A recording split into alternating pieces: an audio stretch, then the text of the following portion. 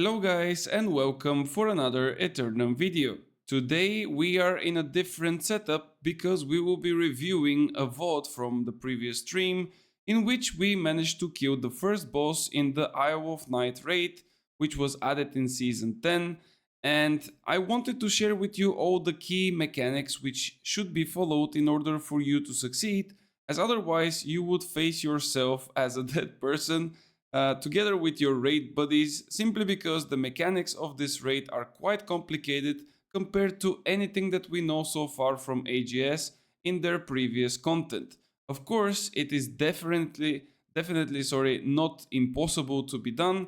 You don't necessarily need to have base gear to do it, but everything has to be followed and everything has to be done properly, as otherwise you would lose one or another member in the fight, and then therefore you would not have enough damage, and so on and so forth. So at the beginning you would see, I would maybe make it a little bit quicker, or I can just skip the first part here that we are just gathering. As you will be entering the arena, you would see that there is two levers on left and the right side. The boss will be on top of this building and he will drop down for the initial fight. Now of course you would start the DPS, and one thing that you would notice is that the boss will be doing those random hits in the back with this red circle area, which will be always strike damage. Most, if not all, of the attacks of the boss are strike damage, so make sure to take a strike amulet or just carry with you a couple of strike protection gems so you can slot them in your gear. If you block this attack, you would not receive any stamina damage, so this is something that you can definitely exploit and use, because he's doing it maybe at around 3 to 4 seconds rotation, and it's really easy to get the feel for it, and of course to be able to block it or evade it if you get the timing. Now you want to stay always in the backside of the boss, because he's doing those frontal swings towards the tank, and they are the ones that hurt the most. The back swings, as you can see, are hitting me always, but I'm receiving not more than 2,000 to 3,000 damage. I'm sorry if the quality is not good, but this is just from a previous VOD, so that's why I couldn't record it. I wanted to, but I think I forgot to press the button, and that's why we don't have a better quality image. But I think it's still pretty visible that the mechanic is, quite simple. And this is one of those back swings that I told you. And as you can see, it hits me for 1664 damage. It's strike type of damage. And this, of course, is only me having 2 strike gems. As you can imagine, if you have an amulet, if you have more gems, it would be even less damage. So the next thing that we have to discuss are the mobs that showed up a couple of seconds earlier. As I told you, there are 2 levers on the 2 sides, and the boss will frequently spawn mobs, which will be part of the mechanic. Let me just go back to where the mobs were. Sorry, this is way too back. When the mobs are spawned by the boss, as you can see them here, they're coming from all directions, meaning in this specific area 2 directions. Those mobs will give empower stacks to the boss.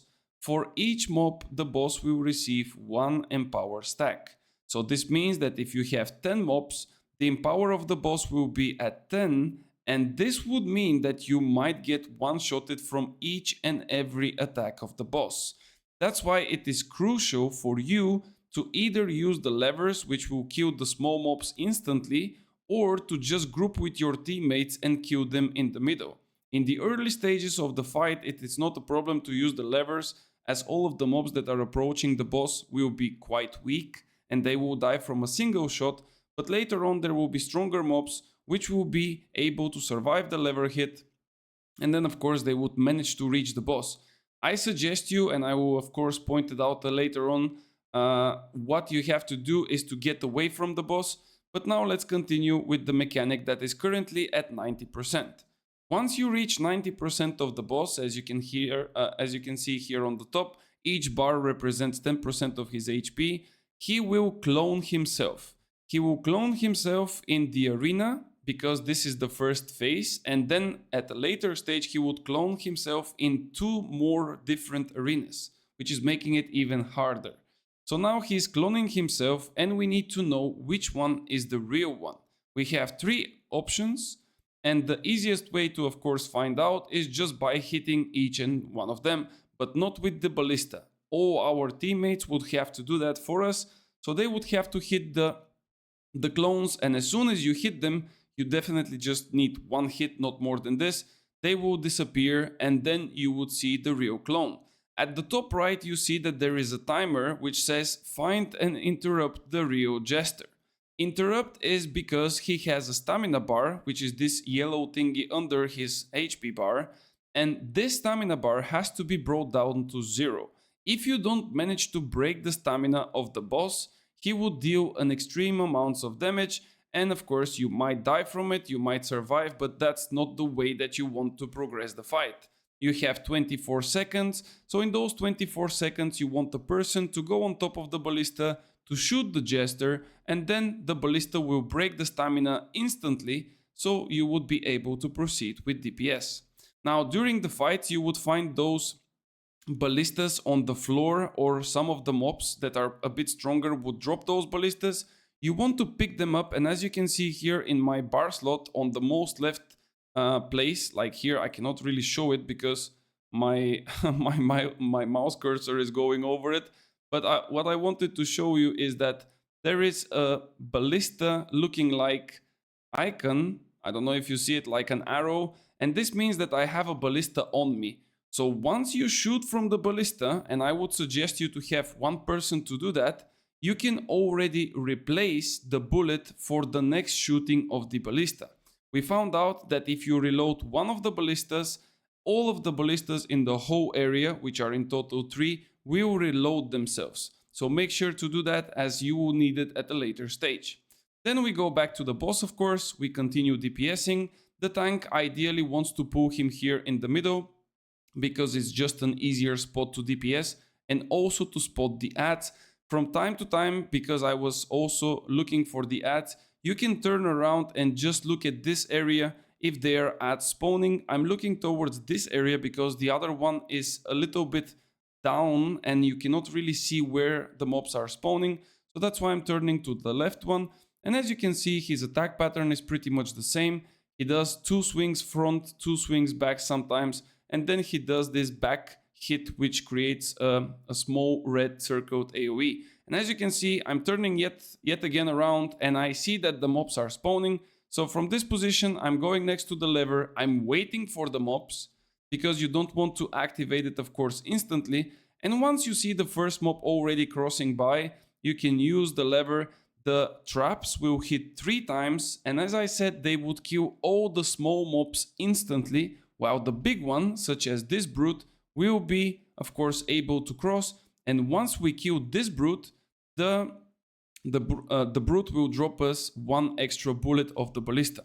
Now here I will go a little bit back, just so I can show you another mechanic of the boss, because it was not really visible. And I will also show you the text that will appear, and you will also hear it in the game.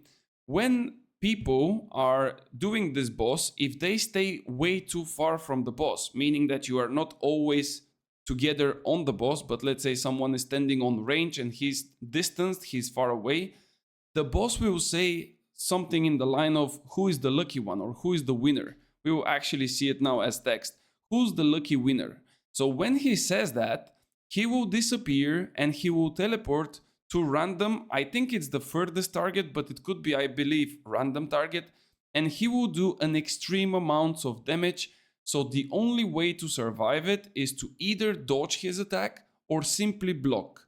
I would suggest you to have stamina for this and just to block, because it would not deal any significant damage to your stamina, but make sure that you have enough. Don't stay with 10 stamina while blocking. So if you hear him saying who's the lucky winner, or you simply see him disappearing, just block. And as you can see, he will pop out there on the other guy who is doing the other trap, and he would try to kill him, and of course he's blocking, so he would survive the hit. Here we killed the big brute. As you can see, there is a ballista bolt, but because I'm already having one, as I didn't reload the previous ballista, I cannot pick it up. Of course, any other person can also pick it up, just to be sure if you die or you get wiped, someone else can do your job. But that's basically it. The next phase comes at 70% HP. As you can see here, we are just pushing the DPS so we can progress further. And now he will teleport to the second phase arena. As I said, there are a total of 3 arenas, and the pattern at the beginning is always the same. He starts always on this arena, then he always goes to the second one, which is here on to my right, but I will have to go to the ballista to shoot, and then I will explain a little bit further. As you can see, they again killed the 2 clones, and now the only one that is remaining is standing there. We have still 20 seconds, so you can always, let's say, wait a little bit until your teammates are all gathered up so you can get the maximum damage possible, and then you can shoot precisely to the boss so you can break his stamina. Now here on the second arena, we already have a couple of cool looking and working new traps from the Jester. This is the first one that you might notice, and those small red circles are boxes on which if you step, they will explode in a big area. Now, it's not about the damage of those boxes that is so powerful or annoying, it's just that those boxes can wipe you completely if you get unlucky. I don't think I have a recorded, place where this happened. I'm pretty sure that it happened a couple of times, but I just don't know if I have it recorded. But this next phase that he will do is exactly one of those examples. So in this here that just happened, we are DPSing the boss, and now he says, can you think outside of the box? When he says that, usually he would clone himself to a couple different clones, like 4 or 5, I'm not entirely sure, and we will have to find out who is the real one. Like in this arena, you would see that there will be others popping, and if you damage the wrong one, there will be an explosion. The problem is that there is a really big circle of AoE radius, and due to the fact that one of those clones will explode, all the others will explode as well. So the damage is extremely high and it's almost a guaranteed wipe. So this is why those small boxes that I told you, you should definitely not step on them, because if you step on them and it's during this phase, they will trigger the chain effect and the chain explosion, and then you would probably wipe up. Now, there is one really cool thing here, that's why I'm coming back to it, just so I can show you how to recognize which one is the real one, because when you put any dots on the boss, you see how there is like a floating dot. It could be from bleed, it could be from a rune glass effect of your weapon, it could be from poison. Even sometimes when the healers hit a beacon on the boss, the beacon will remain on him. So this is one of the ways that you can literally find out in a second where is the real one, where you should focus your damage. So you need to start DPSing, then the other clones of course will disappear, and then the mechanic will just continue going. Now here I would also go back because I wanted to show you something that I just saw. As I said earlier, if you are getting only the backstab hits from the boss, you would see numbers between 1.5 to 2.5k. Here, because I'm in his frontal area, he would hit me for a double hit, which is resulting in, I believe, 2.3 and 6.9. And this, if I'm running with 5 con, which could be the case in some speedy groups or really good players, this would result in a one-shot. So that's why it's crucial to stay behind him or have maybe a bit more gems that are appropriate for this damage type. The attack pattern of the boss remains the same. He does a couple of swings, then he does the back attack, and there is nothing much else to it apart from what we just discussed with the clones and the explosions. Now here, when the mobs are coming, you would see that again we have the levers, we have the traps, but now we have those stronger mobs which are called nagas, and they are extremely annoying because they are ranged mobs. Now you want to send someone to kill them, because if you don't kill them, you would basically get blasted by fire as they are doing range damage, and it's quite a lot of damage, and you really would suffer a lot. You can also see that here I'm standing with my back turned to the boss, but we have again the mechanic where he says, who is the lucky winner? So this means that he will teleport to a person. And now since I know that, I'm waiting to see if he will be on me And here I see that he teleports. This like cloud is him, like this dark cloud is him coming, and he wants to hit me. So that's why I dodge away so I can get, away from his attack and not get one-shotted. Here I'm trying again to pick up my ballista bolt, but of course I forgot to reload again. So I have mine, and now I will go up just to make sure that it's reloaded so I don't fuck up the mechanic with the ballista, but it is reloaded and it's all good. Now when we are coming down, we can again see, let me just go back because I missed it.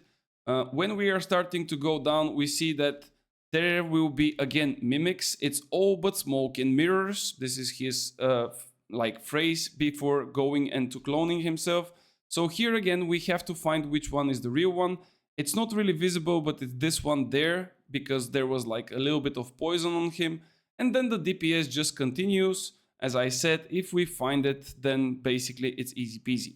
Now this is another mechanic that appears on the second stage, or let's say the second place, like where we are. He says, perfect for a public in the round. Now, in this phase, he will create a really huge area, like this circle, in which we can fight, but everything outside of this circle will be burning. Which means that if you stay outside of this, you will just simply die from burn. Like it's not possible to survive more than a couple of seconds. Now, as you can see, it's not really chaotic because there is not a lot of mobs, it's only 2 of them. But if mobs are starting to flood in, which will eventually happen at a later stage, this here would be a disaster to survive in. And another thing that I want you to notice is here on the top left, the buffs and the debuffs of the Jester. There is currently 3 empower stacks, and now they are going to 5 to 7 because more mobs are flooding into the area. As you can see, they're dropping down because we are killing the mobs. And ideally, this is what I wanted to say earlier. When you get so many mobs, you don't want to stay nearby the boss because every attack now does way much more damage than it used to, and you really don't want to get one-shotted. The safest way is just to leave the tank so he can keep the Jester away, and then of course for you to just DPS the mobs until they are dead. Once you see this green looking like circle to start popping at around 40% of the HP of the Jester, the fun begins. So now he has an option to teleport to the two remaining areas from this whole boss fight. The first one will be at the beginning where we started the whole thing, and the second one will be the last area where he can technically die, and then we will have to proceed to the next boss.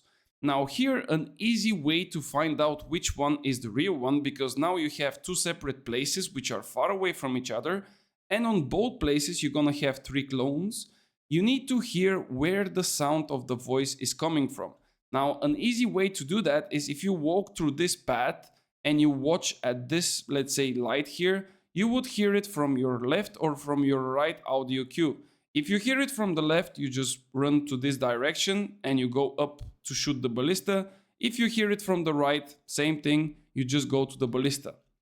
So here I hear the hide and seek where he speaks, and I hear that it's on the right side. Unfortunately, I cannot show you how exactly it sounds, but yeah. And you have a ballista bolt in case you forgot to reload and you know something went wrong, you know. So you have to go quickly to the ballista, and then you have to find, of course, who is the real one. Now, why it's important to hear and see where exactly is the boss located? Well, simply because, again, you have time, and this time it's really limited. So if we go to the wrong place, there will be no time for us to change and to go back to the other and to reveal which is the real one. So that's why it's really crucial to listen and to see where he's going. So now we are getting to the ballista. I'm waiting for my guys to hit them, but if you want, you can also hit them from here with a ranged weapon. As you can see, there are 3 clones, and now I'm just waiting to see which one will be the real one. As you can see, you still have 10 seconds, 11 actually, now 10. So you are waiting for everyone to be there. Then you shoot at the boss, the stamina is down, and everything is fine. Now, here the mechanic is pretty much the same as the one from the second phase, like the second circle. There will be traps on the floor. You can also hit those traps with a ranged weapon, so they will disappear. Let's say they will break and they would not explode. There will be mobs, and I hope that my character will turn around so you can see it. So there you see it. One area of the traps will be here, the other one would be here.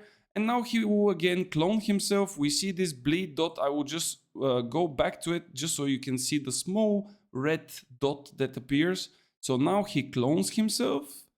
And you see that there is like a small glowing red thingy, like this basically gives it up. And this way you know which one is the real one. So you go there, you continue DPSing. I don't know if you saw it, but the mobs are coming. Someone always is nice to call them. The small mobs, again, will be dying from a single hit, but the big ones would require a little bit more damage from you.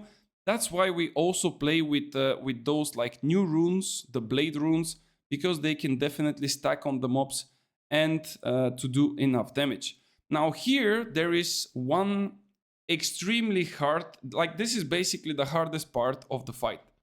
When he reaches, let me just see what was the HP for this one. Okay, so when he reaches around 30% HP, he will teleport again. He will teleport again. As he says, time for a playful entrance. Now, in those cases, there is a chance that he will go to a different arena. Like we had 3 arenas, and therefore he can go to the other arenas. And we need to find where is the real one. But the problem is that sometimes he doesn't give an audio cue, so we don't know where did he go. In those cases, I suggest you guys to have 2 people who are designated to shoot the ballistas, so you can send them both on the different places, and then for themselves they can reveal who is the real one with the range weapon, and then eventually if they find the real one, to shoot the ballista if necessary, or to wait and of course to call the players so they can gather up there. I think that here we got lucky because he didn't go anywhere. He literally stayed. As you can see again, the green circle appears, and even he healed himself. And now it's again, find the real Jester. So we need to go and search for it. Now I'm coming to the first arena. As you can see, I'm completely ignoring the mobs. I'm approaching here and I'm shooting all 3 Jesters. But to my surprise, it's not the real one here, right? Like he's gone. And if I look at the timer, we have 13 seconds. Which means that if the whole team was here, there would have been literally 0 chances of us making it to the real one and shooting it and stopping it. But due to the fact that we had people already here, I think that we will manage to shoot. No, actually we missed it, this one as well. So if we don't manage to shoot, boom, this is what happens. There is a big explosion. As you can see, 1 person is dead. All of us more than like half HP gone. And of course, this is in best case scenario where we are full. If somebody is low HP, this means an insta-death. And now, of course, the mechanic continues. Unfortunately, the boss managed to heal up again. I will again go back to the mechanic with the mirrors, with the smoking mirrors. Here, he goes away, but do you see the red dot? It's again super visible. I don't know, for me it's visible. Maybe for some people would be a bit hard to spot. But I think in general, it's an easy thing to see it. So again, we try to kill the mobs, we try to keep distance from the boss, because if you are close and he has empowers, it's not good. There is a lot of mobs coming in, and as you can see, he teleported behind me here. And this is why I died, but I want to show you also the damage. So he says, who is the lucky winner again, right? So he will teleport. I'm blocking with my fire staff. I see that he's coming, but I thought that he would come from the front. He has 5 empower stacks. But he comes from the back, I don't have the time to react, and I get 1 tapped for 21,000 damage. And now he even goes on further stacks, like he goes to 8 stacks of empower, because there is even more mobs in the room, even 9 stacks now. So it's just one big mess, as long as you are not doing the things all together and properly. Fortunately enough, we got a little bit of luck and a little bit of decent, let's say, performance here. So we managed to, you know, stable the things out. We got revives, we got to kill all the ads and stuff, and then we continued the DPS. Here he will clone again, and then there is even more mobs coming in, like a lot of ads. It's the more you progress the fight, the more chaotic it gets, and it's really important for the people who have like designated roles to just follow the roles and don't think too much. Like you have basic things that are just repeating themselves, But if you make it more complicated, it will become super complicated. So there is no need of that. And now, when he gets a bit lower on HP, we will get to the last phase. Basically, here, this guy, by the way, Alexander, he died because he got hit by a frontal attack. This is what I meant earlier to say, that you always have to make sure to stay on the back. As you can see, he's like half HP. If he stayed here on the back, he would not get hit by the double hit, but because it's a little bit on the frontal and a bit on the side, he gets a double hit, and that's why he dies. And here, when you see this green circle, he is again preparing to teleport somewhere, so you need to go and find him, of course. We instantly leave the boss and we try to find where he is. Again, I'm trying to see if there will be a speech. There he goes, hide and seek. So again, he's giving you an audio cue, which is nice. Only one phase he would not do it, and that's the one earlier that I showed you. But this time he gives it away. I'm going towards the ballista weapon. I'm checking the time. I'm even, clearing the bosses just to see which one is the real one. I'm making sure that I go in. We have 5 seconds. I shoot the ballista, break the stamina. There is a bit of a clunky rocks that are blocking you for some reason. I don't really know why, but I'm not sure if that would be fixed in the future. So we go again on the boss. There will be some mobs coming in pretty shortly. If you step on the trap, this is the result, by the way. Let me just show you so you know how the traps would look like. If somebody steps on it, like Reinda currently stepped on this one, there will be a red big circle that kind of loads the red inside, and this will be an explosion. And then, as you can imagine, if there is clones and the boss is exploding like those clones, this will create a huge explosion in the whole room and everyone will literally die. Ads are coming in. Again, it's a big chaos. We want to kill the ads without dying. As you can see, there is like way too many things happening. If you don't feel safe inside there, probably go with a ranged weapon like I did here. I just wanted to survive so I don't die because I already got downed once, which means that if I get a second time down, I will be out of the fight. For me, it's better just to survive it and to, of course, be able to do some damage and to help my teammates, instead of just dying completely. Here, he's just doing the normal attack patterns like I already explained to you, so no need to double down on that. Ads will still coming in. Like, there will be a lot of ads, by the way. You need to be sure that you are killing those, otherwise the mobs are insanely powerful and the boss is getting empowered himself. And now, of course, he will get to the imagining 10%. Like, those 10% are the most important. As soon as you get to the 10%, guys, or less than a 10% like we did just now, he will go, I believe it's always in this area. Like, from here on, he will make this green circle like he did in the previous ones, right? Like, he will do this green circle like always. But this time, I'm 90% sure that he's not able to teleport in any other room, simply because this is his final room. And now we have a timer. Find and defeat the Jester, right? It's not find the Jester, it's find and defeat him. So this is a DPS check. If you don't kill the Jester in those 35 seconds, and believe me, we managed to like put him down because of a biobomb, so he couldn't heal up, but here usually the phase starts from 10%. If you don't manage to kill the Jester, this is a team wipe. It doesn't matter how much HP you have. It doesn't matter what did you do. It will be a wipe because he will light those fireworks like this. And then it will be, a really nice boom boom at the end. So you definitely have to kill it. We are still having 12 seconds left, but like I said, we had a start of around 6, maybe 7% of HP. It could start from 10. So you have to be really, really careful. And that's basically it. I know it's a complicated fight. It's not so hard to execute as long as you, of course, distribute the different positions and different roles to your players. But if you know what you have to do, and if you follow the things that you have to do, I think that it's a really interesting fight. It's really entertaining. It makes you think a little bit. It makes you, not rush into certain things, but just think it twice. and I think it's really the perfect entry for the whole raid, because then the next boss is even more complicated. But I will come with a guide on it only when I finish it, because for me it's really important that I finish something before putting a video, instead of just giving you the details because I watched someone else. By the way, shout out to Schmeck and his group, because they were, I believe, the first to finish the whole raid, and I'm really happy that they managed to do it. And finally, we can have something that is called also world first in New World. So thank you guys for watching. If you enjoyed the content, make sure to subscribe to the channel. If you don't agree with something, either by the mechanics of this boss or something else, just hit me up and we can have a chat about it.